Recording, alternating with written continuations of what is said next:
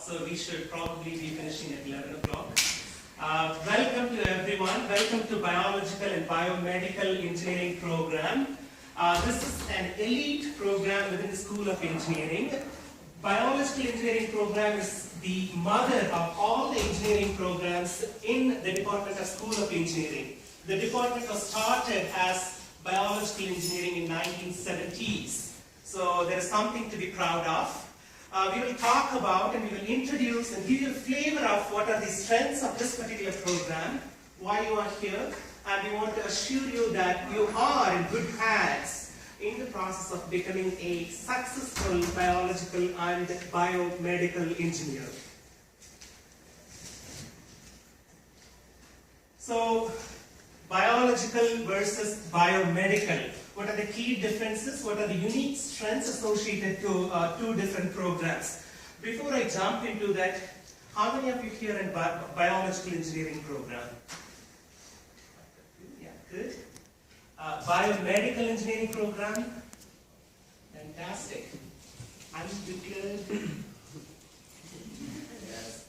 Okay, so my goal is to focus on all three groups, but more importantly, to bring you the undeclared people into the biological engineering program, if not at least into biomedical engineering program. So by the end of the day, please enroll and make up your mind and come into the biological engineering program, if not biomedical engineering program. So what is biological engineering program? Bio. So if you go outside, the whole Canada, which is the third or fourth largest country by area, if you divide the country by different zones, the southwest Ontario is known for agriculture, food, and bio. Bio means life. So even if you go to Toronto or GTA area or different province, if you say you are from Guelph, and if you say you are a biological engineering or a biomedical engineering student, they will immediately recognize, because the word bio resonates with the university campus and also resonates across the country and across North America. It is a unique program, well-recognized program, very strong program, accredited, and a truly professional program to meet all the needs of your growth in terms of career. So in terms of biological engineering, combining life sciences with engineering principles. So, many of our graduates from biological engineering program have gone into medical program. They are in very high positions like presidents, vice president research, vice president technical, in administrative position, federal government agencies, and so on and so forth. They are able to do and perform well and be successful because of the different skill sets they have learned over this 4.5 to 5 year tenure stay here in the University of Guelph. In terms of biological engineering program, basically life sciences, more into food area, food, a bit of agriculture, a bit of animal health, but with the aspect of engineering principles. So design is a jewel of University of Guelph. So unlike any other university in Canada, here only in the University of Guelph, engineering department, design is the core. Design basically binds each and every program.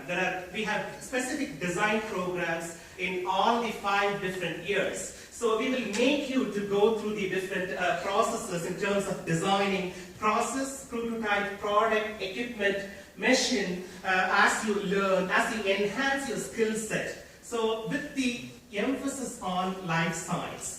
So, biological engineering program, once again, emphasis on life science, combine the life sciences with engineering principles. So, just a few flavor, a few examples of what one could do by graduate into as a biological engineer is, you could possibly develop a biosensor for animal health diagnostics if there is a specific disease. You could build instrumentation or a sensor, food safety, food processing techniques, and also assisting devices. If there's an orthopedic screw that need to be put in the joint area, you would be able to design what are the different aspects you have to consider, whether it's biocompatible, whether it has the ability to stay in terms of mechanical and the biomechanical related properties. Those kind of understanding, those kind of skills that you would be learning as you graduate and become a biological engineer. Manufacturing systems, not only food, but also pharmaceuticals. Now, if you have to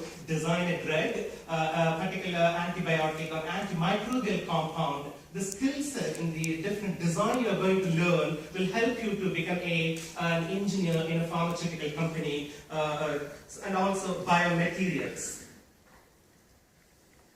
So it is a combination of chemical, a bit of electrical and mechanical engineering. It's a unique program. So you will feel by the end of the 4th or 5th year that you would be able to appreciate your fellow colleagues in other programs, either computer engineering, electrical or ESNC program, like mechanical engineering, because you learn certain aspects of everything. So you become either a queen of all trades or a king of all trades by the time you graduate. So you have that strong foundation, strong understanding of this particular program because of the uniqueness, the way the curriculum has been developed by keeping that in mind.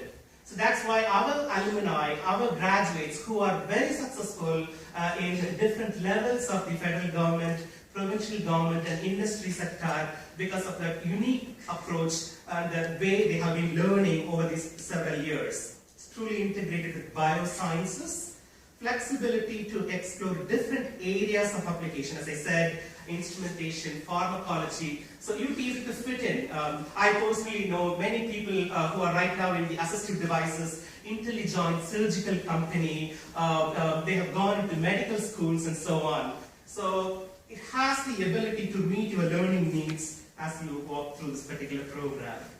In terms of life sciences, microbiology, you need to understand how the different microbes work in different levels. So this is a non-engineering program. You would be able to take this program in other faculties, College of Biological Sciences.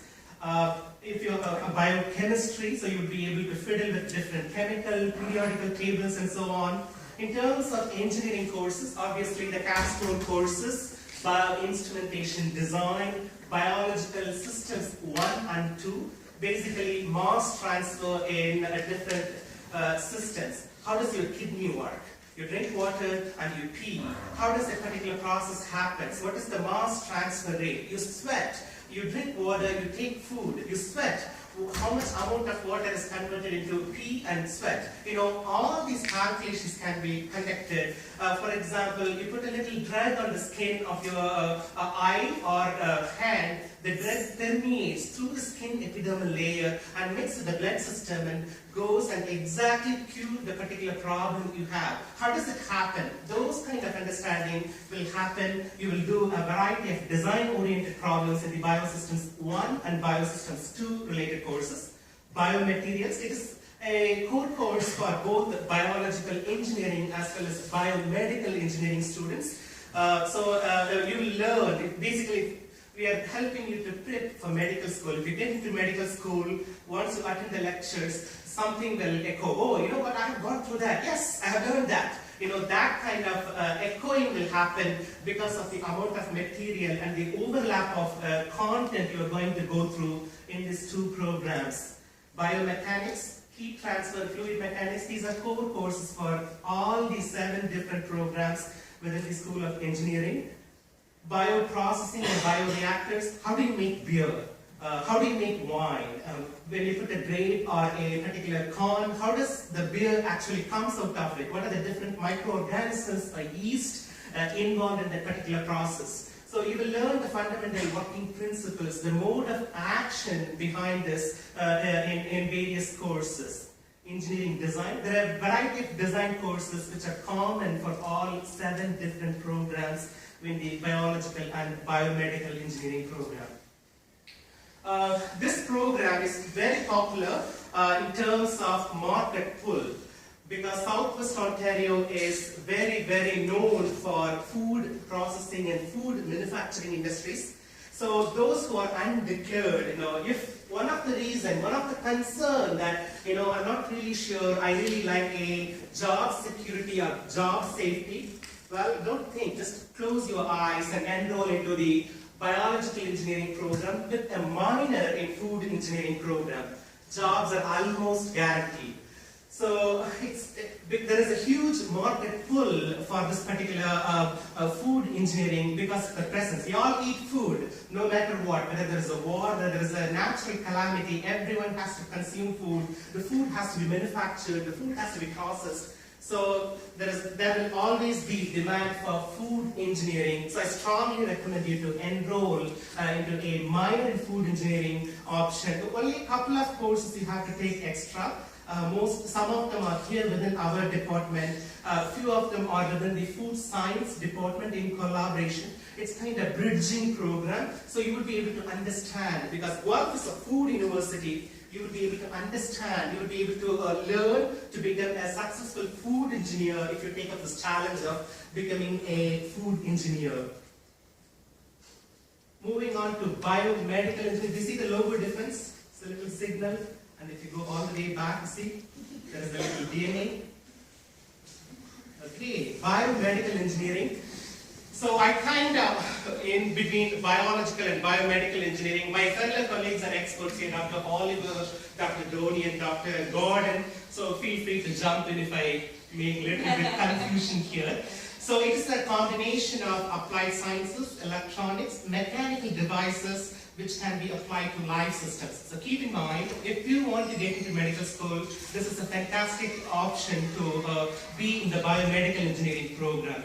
So you have to still take another 4 or 5 years degree to become a doctor, but this lays the foundation. You are able to go through the framework to be able to learn the little bit of the different aspects of becoming a successful medical doctor by becoming a biomedical engineer.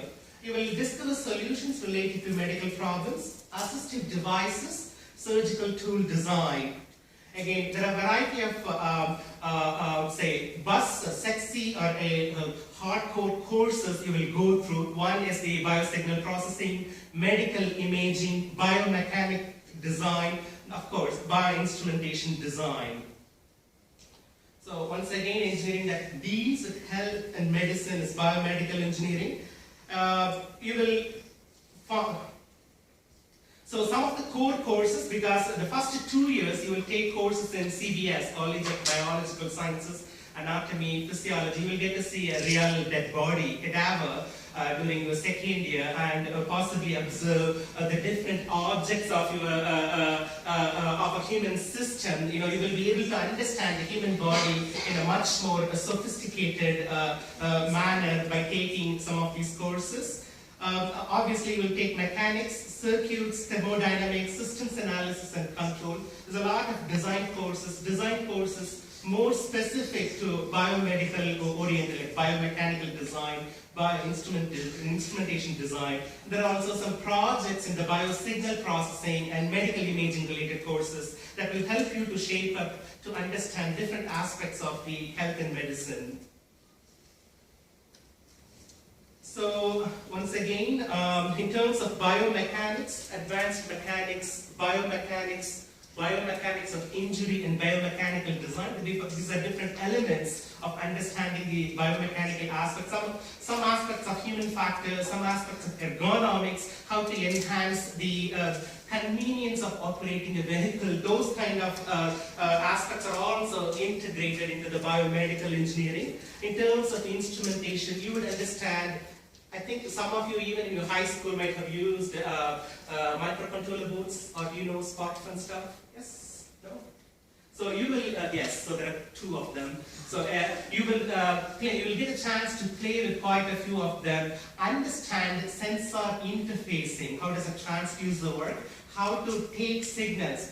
Our body also produces electricity, bioelectricity, that's basically transmitted and transformed into different signals, ECG, EMG. So how do we go about acquiring those signals? What are the different frequencies? Those kind of aspects will be taught in this fantastic course, which is by me. Biosignals, signal processing, medical imaging, biomedical signals, and digital control. So there are faculty here who will talk more about what they are offering and how they are helping you to mold as you are going to go through the pressure of becoming an engineer. So the commonality and the uniqueness between the biological and biomedical engineering program, you can see here it's lots of food engineering, pharmaceutical, a bit of instrumentation, biomaterials, that's a biological, biomedical, focus on human health and medicine, although there is a little bit of overlap. So once again, one statement here I would make is that you don't have to be the biomedical engineer to become a doctor.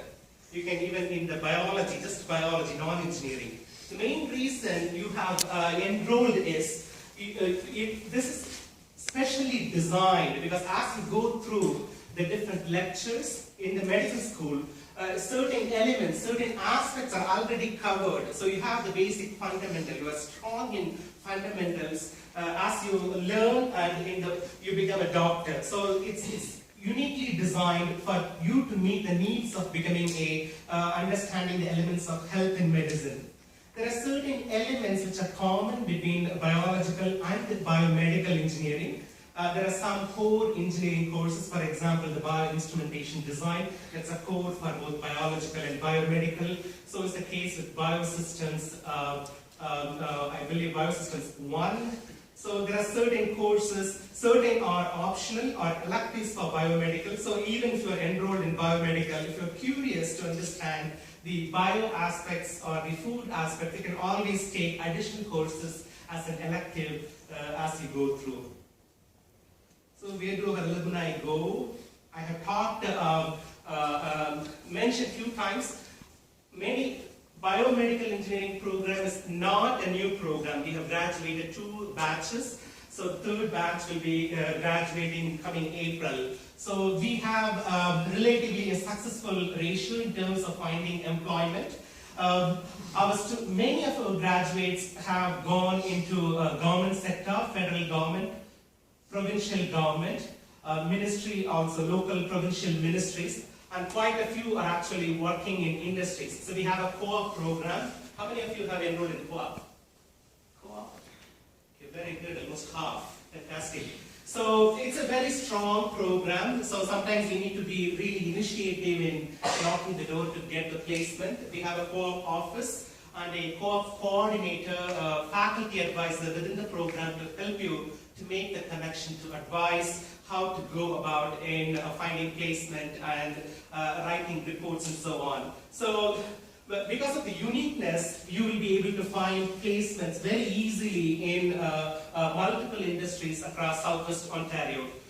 Some very certain percentage of students go for graduate schools. They go to Europe. A few of them come here as a master's student. We have identified 1 or 2 as a direct PhD caliber student. So conditional 1 year admission to master's, 2nd year we can directly convert them to PhD because of the excellent caliber, the demonstrated accomplishment during their tenure as a summer research intern or a co-op intern. There are quite a few excellent students in our program. Having said that, so here just list some examples of our alumni placements: food manufacturing and pharmaceutical manufacturing industries, medical schools, regulatory agencies like Public Health Agency of Canada, Health Canada, federal and provincial government agencies. So I mentioned IntelliJoint Surgical. There's also a hearing aid company in Cambridge, ergonomics, workplace and clinical applications, of course, medical schools and other graduate studies. So now I would ask the faculty to come and introduce us.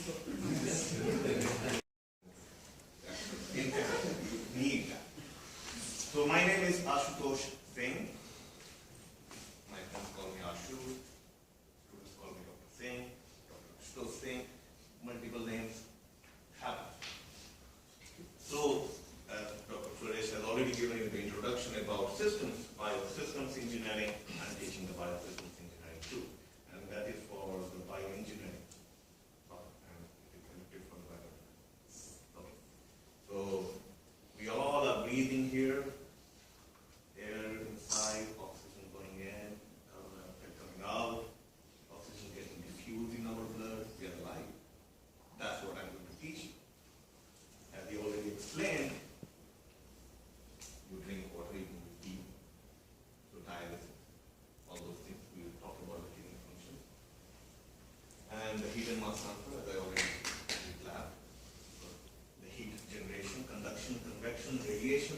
Microwave, how many of you are using microwave? Everybody uses microwave? Everybody knows how to cook? Okay. Come on, you're in food microwave. You have to cook during the exam time. At night, to study. So my research focuses mostly on food and bioprocessing. I'm more of the food guy.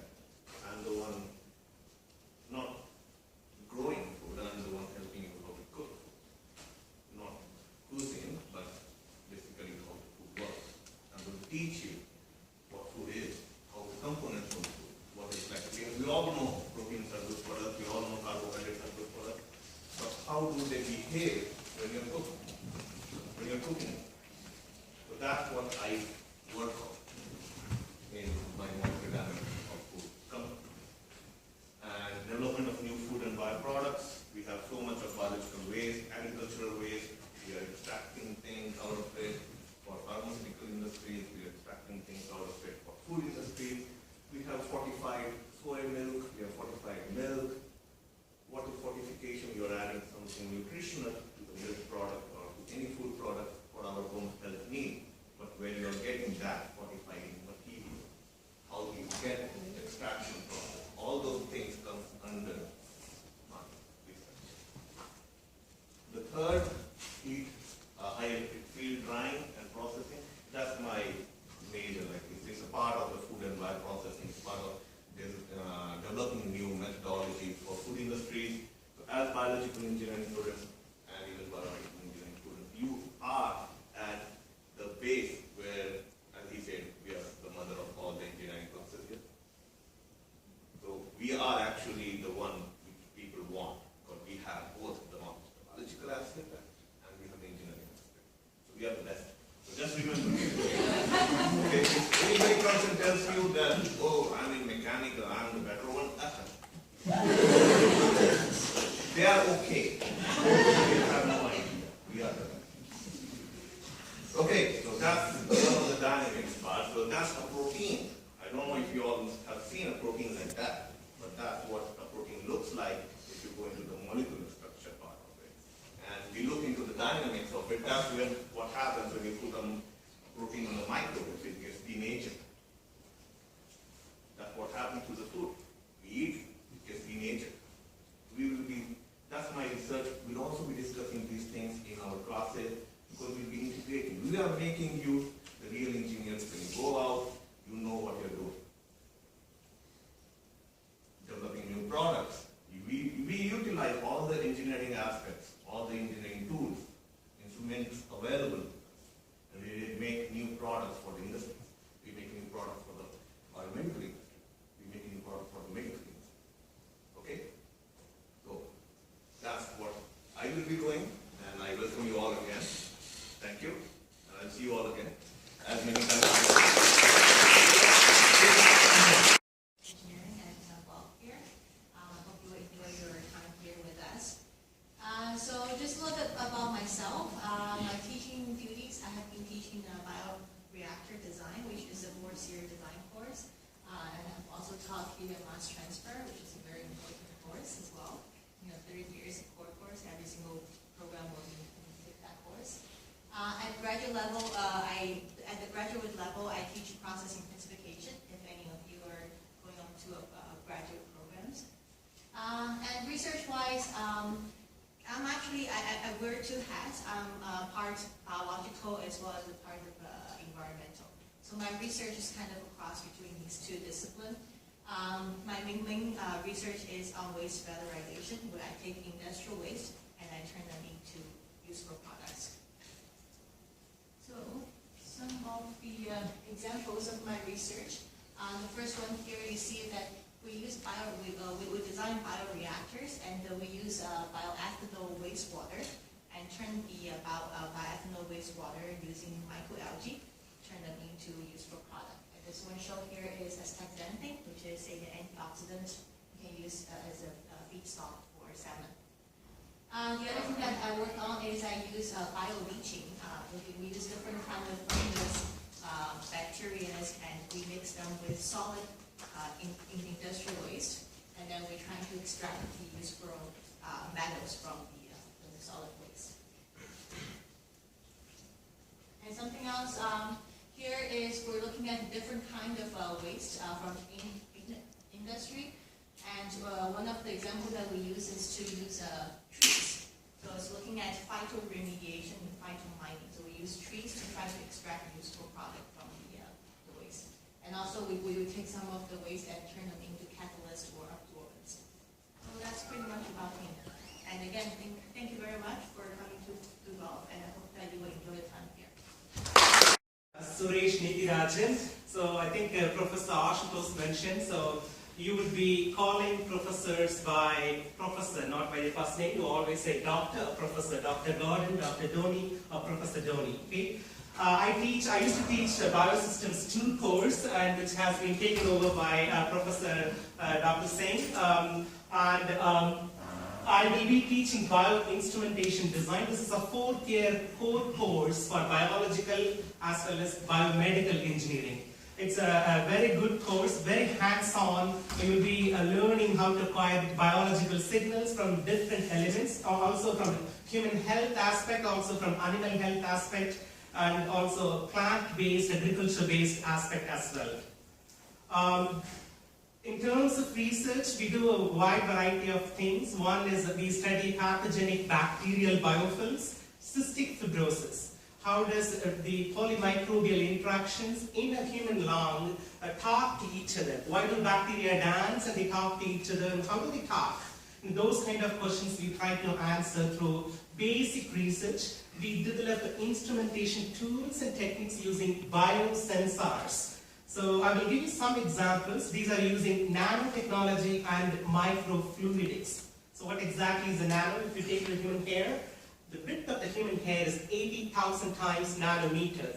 So 1 nanometer, you do anything in that particular realm, 1 to 10 nanometer, 1 to 100 nanometer, by using a variety of tools, techniques, and instrumentation systems. That is nanotechnology. We bring real-time solutions for practical problems in agriculture, food, and also human health aspect.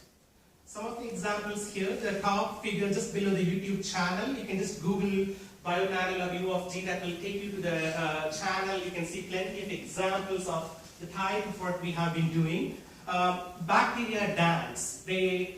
But if we can impede and inhibit the dance movements, we can basically prevent them to attach to different surfaces. So we address specific quorum sensing mechanism associated to dancing. So some of you might have taken a taxi or a cab from Pearson Airport to Guelph. So what is a taxi? Go from point A to point B. So it's a case with, there are different taxiing approaches in bacteria, electrotaxis.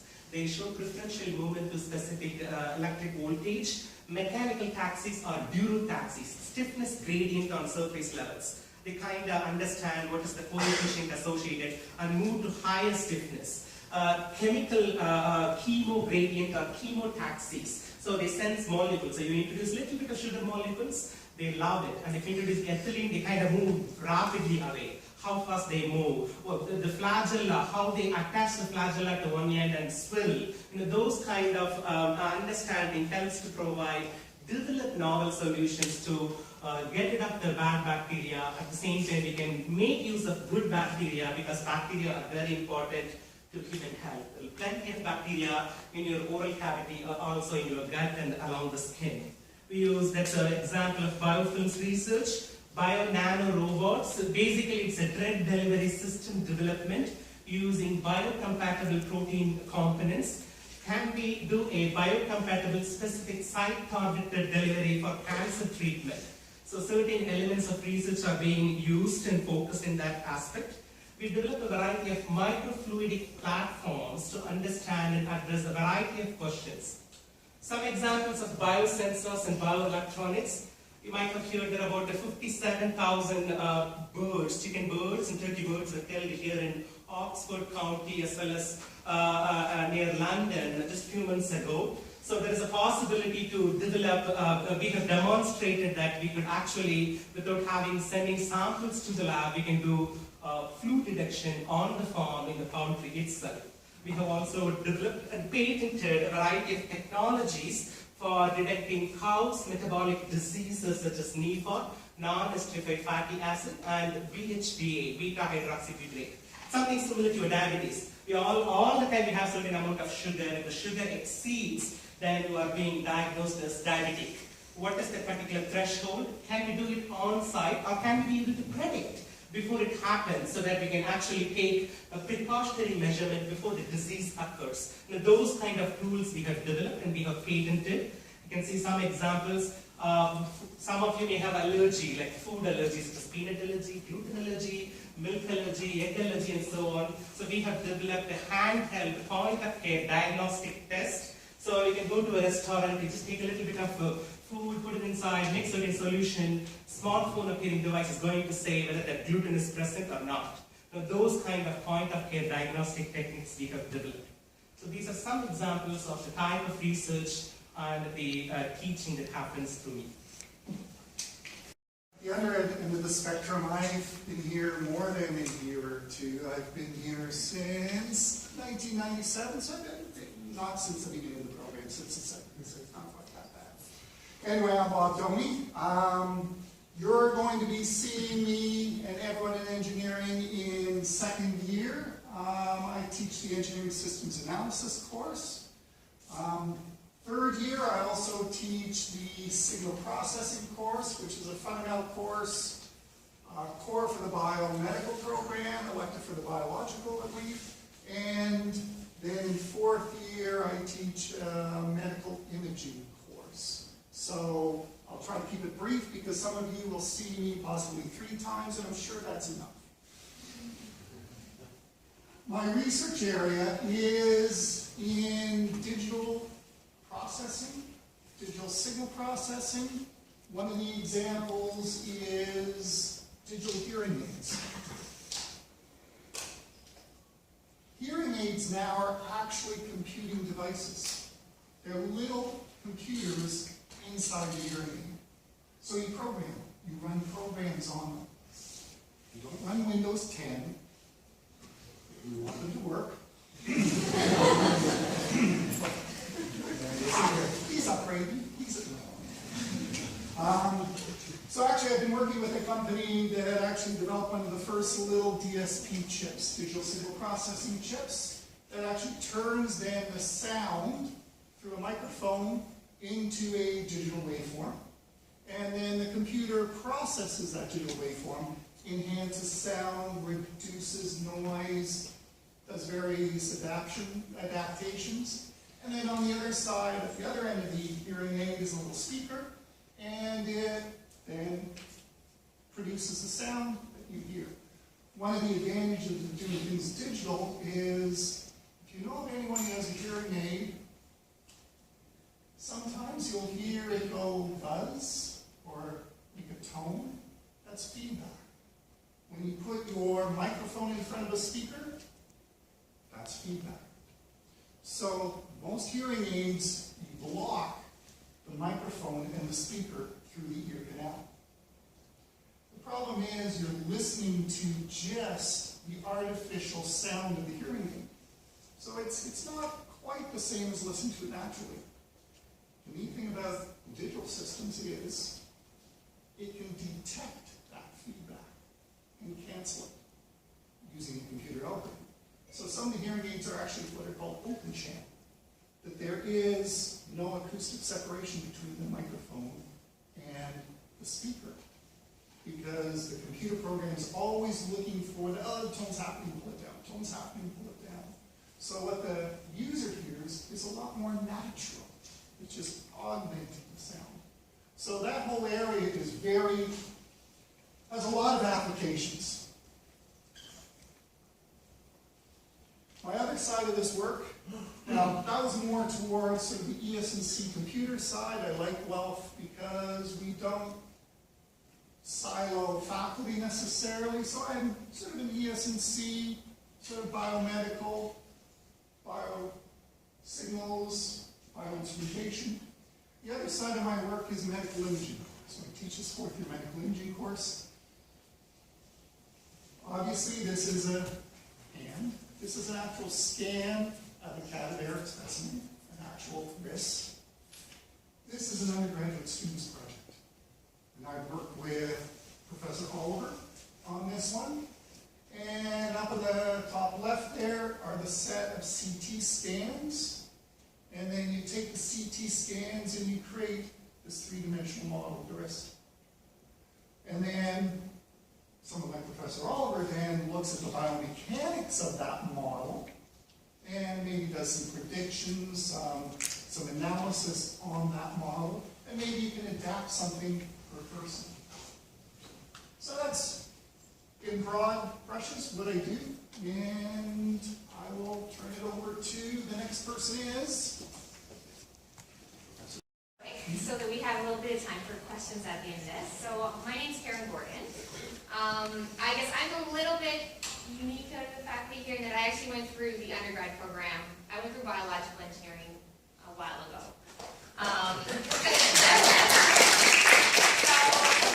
So I have, if you're going through biological engineering, I went through the same program as you. I went through the more medical stream because I knew I wanted to do more biomechanics type stuff. I actually, as an undergrad student, had aspirations of becoming a doctor. I thought that was what I wanted to do, and then when I wound up not getting into med school, I had my engineering undergrad to fall back on, which was valuable, and I went in and started doing research in the area of orthopedics, and I loved it, and here I am today.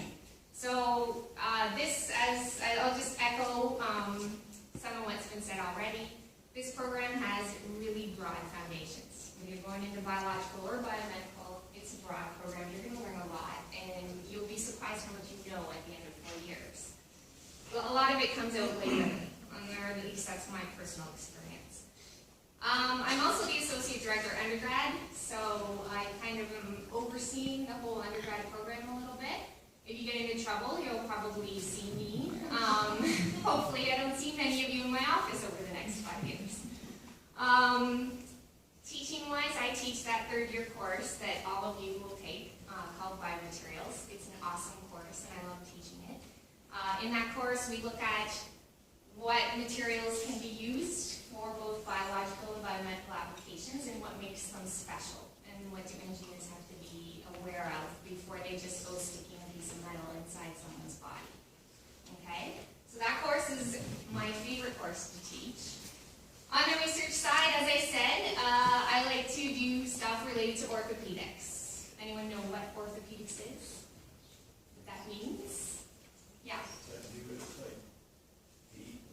Yeah, that's what everyone comes back with. So it's orthopedics when you look at orthotics. Yes, that's feet. Orthopedics. Yep.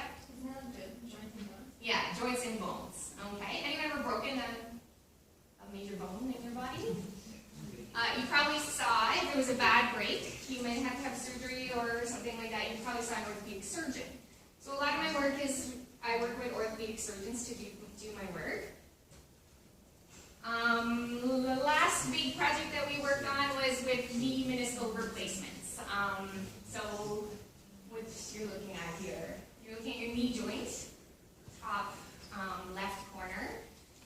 A lot of people tear their meniscus in their knee joint. Meniscus is a little cartilage pad inside the knee joint. Tear in that meniscus. Anyone ever torn one? A couple. All right. So I'm lucky I have never had that pleasure. If you tear your meniscal tissue, there's a couple of different treatment options available to you because that tear will put you at risk for disease called osteoarthritis later in life. So surgeons now like to repair that if they can. If it's too much of a tear to really repair well, you consider transplant. Now transplants, you can have a transplant from a donated cadaver, okay, and that's what we're currently doing in Canada, in North America. In Europe, they do have synthetics available, tissue engineered synthetics on the market as well. So in North America, the standard of care would be a cadaver donated transplant. Now the question is, how do you get that? So right below there, the top picture of that knee, you can see actually a meniscus. That's what it looks like when you cut it out of the body. So if you had a transplant from a cadaver, that's what the surgeon has to put into a joint. How do they stick it in? Any ideas? This is my research area. So I'd love to hear them. So surgeons have a hard time sticking that in and having it stay and do its job right. The way that they usually do that is with stitches right now. They might drill into the bone, put in a new bone plug, put in a bone screw. All these things are things that engineers love. We love screws and drilling into things and stitching stuff up. So it works really well to have an engineer in on those projects. So in order to figure out what's the best way to stick it in and have it stay, we designed, I had a grad student design that crazy device that you see on your top right corner, which basically takes a cadaveric knee joint and it moves it around like a little robot, so that we can look at what that meniscus is doing when you would move your knee around. Okay, and we can see how surgery 1 compares to surgery 2, so maybe a stitch versus a bone screw. Compare how that looks using medical imaging, so that whole device is compatible with both MR and CT, so that we can get images and actually really see inside the joint what's going on with the meniscus after the surgery. Okay, so that in a nutshell is what I've been doing the past couple years in terms of research. And I'll turn it over. Well, I'll go try to less than that even. So for teaching, all of you biomeds will see me in second year in engineering mechanics, and if I can ask you to do one thing this year during Mechanics 1, please learn how to draw free body diagrams. You'll be a lot happier in my class if you do, okay? After Engineering Mechanics 2, so does anybody know what Engineering Mechanics 2 might be? Have you looked ahead in your courses to see what it does? Basically, you're going to learn why things fall apart and how you can design them to stay together, okay, in a nutshell. I also teach a third-year engineering biomechanics course, and I'm going to show you in my research slides some of the cool toys that you will get to play with in your third year and even your senior design projects in biomedical and biological if you choose to go more biomechanics. My research is in occupational biomechanics, so that's the biomechanics of work. Specifically, I look at whole body vibration and developing devices potentially that might help people not get injured from whole body vibration. Anybody know what whole body vibration is? It kind of says it in the title.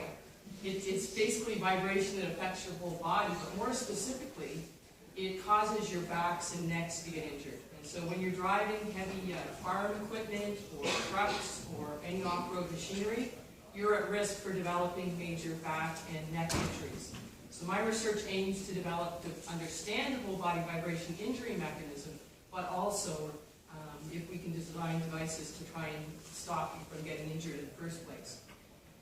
I'm also into driving research, and again I'm going to show you some really cool facilities that we have here on the campus for studying that. And the last area of research is in repetitive strain injuries, and I do collaborative research with Dr. Gordon. We're in the process of starting to assess and design new wrist braces for things like carpal tunnel syndrome. And as Dr. Doney indicated, I also do some, some modeling work, looking at things like modeling the hand and wrist to see what the virtual forces might do to it, and therefore you don't need to have people use devices that might cause them injury. Okay, so yes, that's me, and you'll notice I have my safety boots on, because you really should wear safety boots in a lab. The top is a robot hexapod heavy equipment simulator, and we use an Oculus Rift headset to provide the visual input. I'm a member of a research group that has more whole body vibration data from all kinds of off-road and on-road vehicles, that we feed that actual vibration information into the robot, and so the operator is exposed to exactly that vibration. And the bottom right is actually, does anybody know what that machine might be called? Anybody got an idea? It is a pot hauler. Clearly it is not hauling marijuana. It hauls the slag bits of the waste from the steelmaking industry, drives it to a pit, dumps it into the pit, and then where it's reclaimed at a later date to make other materials out of it. That's from some of our earlier research in a steel mill in northern Ontario, basically getting vibration profiles from that. and then helping the steel company to choose the most appropriate seat to retrofit their vehicles with so that the operators don't get injured. The cool neat new toy that we got just last year is a brand new Pontiac G6 driving simulator. And these two facilities are located about 50 feet apart from one another in the engineering building. And yes, if you wish, you can actually volunteer to be subjects in the research. It's cool because it's at Guelph. I'm not sure if you can feel it yet, but we really encourage people to, especially professors, to go and work with people from other disciplines. So this facility is a combination of people from psychology, computer science, as well as engineering. And on the bottom right, you have two very happy graduate students. And the only reason I showed that picture, a certain person's laughing here because he knows the person very well. The person on the left is actually from psychology, and the person on the right is from engineering. And they are working together on a project in the drive simulator. So, welcome to Guelph. Looking forward to seeing you in second year. And again, don't forget about those free body diagrams. Take 2 more minutes and steal up the time from mechanical engineering because we deserve to take your time. Professor Manju Mishra. Manju is attending a conference in Michigan, so she sent apologies and regrets. She used to teach a course called Biomaterials, but right now, for this term, she will be teaching only the Biosystems 1. So it's like a basic fundamental course trying to understand the bio aspects of how things work, like mass transfer and basic fermentation mechanisms associated in generating or synthesizing pharmaceutical compounds, beer, wine, etc. So I know some of you are in co-op programs, so she's one of the rich faculty, so do not hesitate to bug her by sending numerous emails to asking for co-op placements in the summer. So she has the capability to hire 3 to 4 summer students. So please knock at her door, send email to asking for summer positions. She's not here, so I can actually speak whatever I want. So she likes really bright colors, as you can see here. She basically makes plastics from plant products. Very successful research program, multi-million-dollar research program, right from your car auto products to a waste bin to a table mat and so on. So they deal with plenty of polymers. So these are some examples of different materials they synthesize and make prototypes and products out of it. Professor April Kademi, she is in Europe vacationing, and unfortunately she's stuck in Europe due to Lufthansa pilot strike. So she also sent her regrets and apologies. She teaches 2 courses. She works closely with Professor Bob Downey, medical image analysis, engineering design tree, and biomedical signal processing. She's relatively new to the department. She runs a lab called Image Analysis in Medicine Lab. Lots of overlap with Professor Dr. Dhoni and Dr. April Kademi. So you will be able to understand how to use algorithms to bring solutions in assessing brain images acquired from MRI and other related instruments. Some personalized medicine, big data analytics, neurological disease analysis using MRI and so on. These are some examples of the image analysis using algorithm development. Dr. Ransiman has a conflict again. He sends his regrets and apologies because he is right now in a thesis defense as a chair. He teaches 2 courses, Engineering and Design 2 and Biomechanical Engineering Design. It's a little bit of overlap with Professor Gordon and Professor Oliver in terms of research. He does lots of sports-related biomechanics, as you can see from the figure here. Canoe paddles, skiing, how to design skiing equipment so that it's more user-friendly and less injury-provoking by nature. He is also the advisor of the Society for Automobile Engineering. If you are interested in participating in FSAE-related activities, please contact Professor John Ransiman. Brian? Hello, I'm Ryan. I'm just a technician here. I support the biological program as well as environmental and water resources, which you guys probably aren't too concerned about. But if there's any of you undeclared, maybe I'll see you in second year in those ones. If not, probably third year in biosystems 2 lives. Okay? Thank you. Points in philosophy of the day, a take home message, so no pain, no gain. How many of you wear jewelry? Some kind of jewelry, rings? Yes? So you know how does it come? The actual gold metal in the iron ore is very ugly, in a completely disproportionate shape. It goes through enormous pressure, enormous temperature, it gets beaten up, really, to become a beautiful jewelry. So you are in the first stage. By the end of 4.5 to 5 years, you are going to become a beautiful jewelry. So there will be deadlines after deadlines. You have to pass through multiple deadlines. There will be enormous pressure. But keep in mind, there is help available. We have counseling services.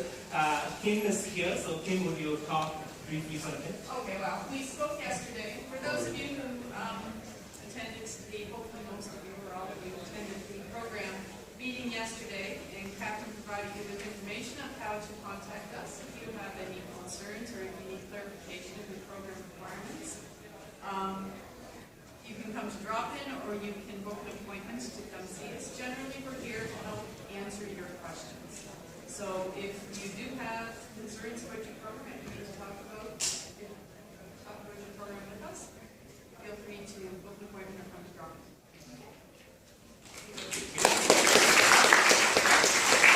So last but not least, I would like to acknowledge Dr. Shuon Wen, who is sitting in the last row taking video of the whole session. This will be uploaded in the YouTube by the end of today. So if some of your friends missed it, please feel free to forward the link. I will also forward these to the 3 missed faculty members to let them know how I humiliated them in front of you. And thank you very much. I want to assure you that you are in good hands. You are really, really in good hands. Welcome once again to the Biological and Biomedical Engineering program. Enjoy your stay and looking forward to see you in different courses during the next 4 years.